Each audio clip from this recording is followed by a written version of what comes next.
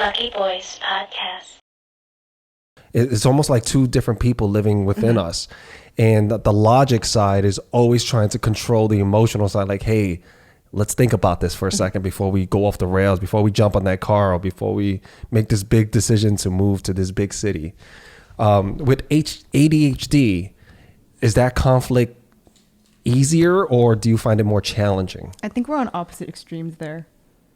I think like she's very analytical and like will think out everything. I'm like extremely impulsive. I don't do the pro and cons list, I think, ever. I decided to drop out of college in one day. I decided to move to San Francisco in one day. I decided to move again in one day. Like I decided to move. Like it's very, very rapid for me. And if I decide to do it and I see a path, I'll just create that path for myself. And I have so much, I don't know if it's naive, but so much confidence that I can figure anything out.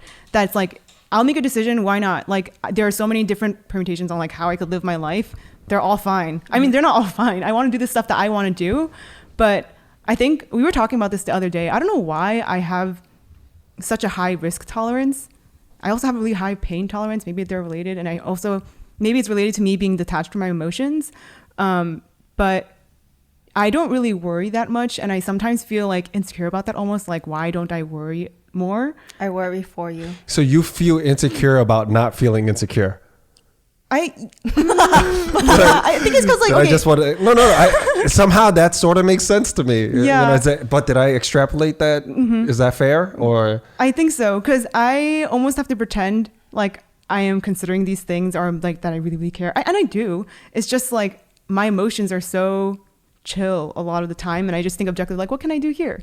Okay, what can I do if like everything goes to shit? If I lost my entire family, if I lost like, oh, that's a very extreme example. But I actually think, because I get depressed often. So when I'm depressed, I like think about these things. And I also multiple times thought like, if all of my family and friends and everyone dropped dead and I was like put into a new city, yeah, I could figure it out. I don't have any money, I could figure it out. So I feel like I'm very detached from things. Like I have a lot of trouble developing, like attaching to any people or like places or things. I'm not nostalgic at all.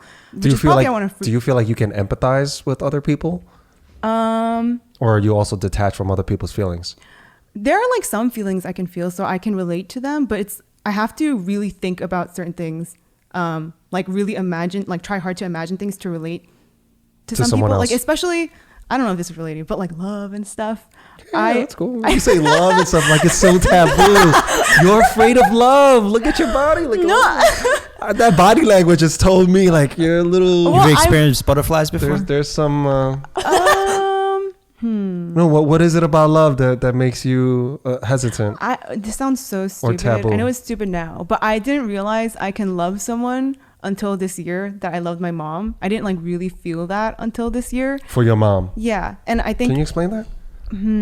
Because I was always very confused that I didn't care if people were in my life or not. Mm-hmm. I think this is part of like, if you heard of attachment theory, like dismissive avoidant attachment. Mm-hmm. I think it's because like my dad passed away when I was younger, and it was a very, very slow process over like 5 or 6 years.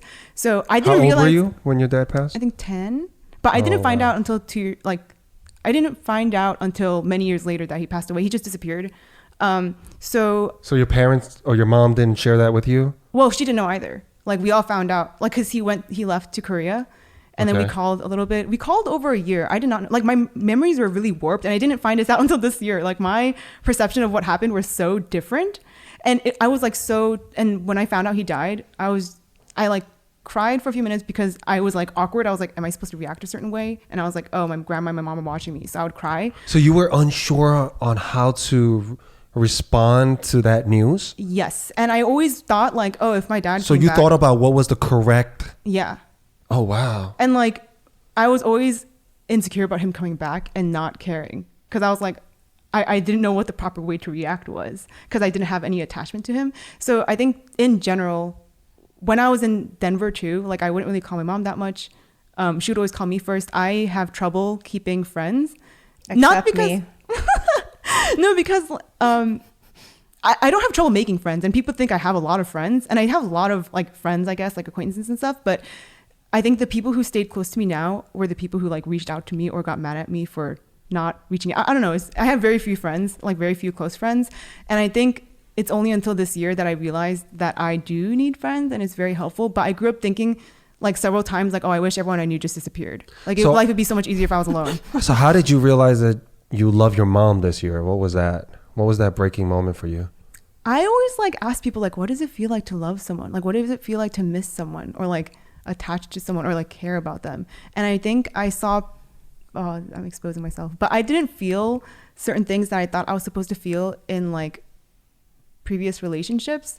But I would see the way they saw me and like treat me. And when I like this year, when I was with my mom, I was like, holy shit. Like, I see what they were doing now. Like, I want to do nice things for you. It makes me happy, like giving you, I don't know, a massage or something, or making you happy. I get like concerned if you're upset or like what, I don't know. This sounds like really basic shit, but I didn't feel these things before. And I didn't really feel like this, like, I don't know. It's like you're like attached, like tied to the other person in some way. I But, totally get it. and I really had this like deep desire to make her happy or be happy. And I don't know. Cause I think I spent like 5 years away from home.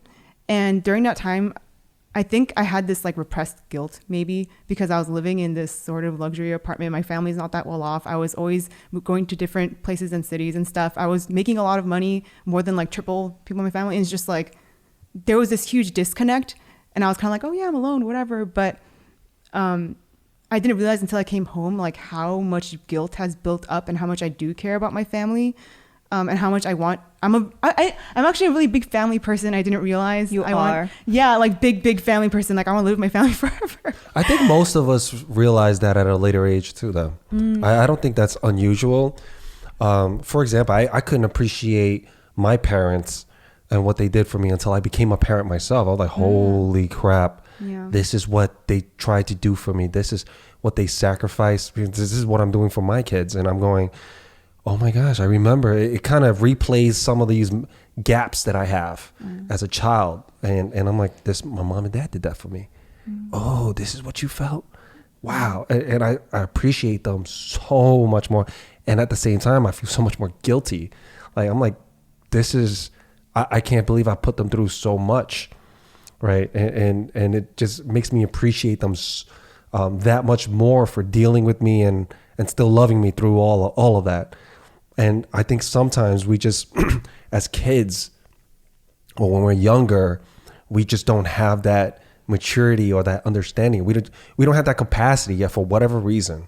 And later on in life, and I think you found that at a pretty young age, everything considered, that's amazing. Now, do you think that can blossom into something that's out of your family, into a relationship? I think so. I think it'll be really difficult. I'm trying to figure that out. I actually remembered as you were talking, like what really made me realize I loved her. It was like sadness. I think I had a dream of her passing away, or, I know. I was trying to like do this like mindfulness exercise, and it was something like visualizing things that would happen to you and it would make you more grateful. And everything listed, like there was ones like, that's when I realized, like, if I lost my home, imagine going blind, imagine doing this. And I was so like indifferent to a lot of things. And I was like, oh, this is not helping me because I feel like I could get myself back up. But the one where it was like, you'll be blind, I was like, if I was blind, that'd be chill. But then I wouldn't be able to work. Oh, but then my mom would like, I was visualizing me like use the cane trying to go to the kitchen or something. And my mom would be really sad. And that made me really sad. And I also pictured my mom dying and that made me sad. And I was like, holy shit, I'm sad about someone disappearing because I couldn't give her the life I wanted to give her. And that's when I really realized that I loved her. And it made you grateful for everything that you have. Yeah. It made you grateful for being able to see. Yep. And grateful for having your mom. That is interesting. Or even like, oh shoot, that Yeah. makes me, I love you. I never had to imagine it, but I am grateful because I know that it's finite. Nothing's forever. Mm-hmm. That's what makes me appreciate something, is because I'm in the moment. I'm going, damn it, everything's fleeting. Mm-hmm. This moment's going to leave me soon. I'm going to hold on to this.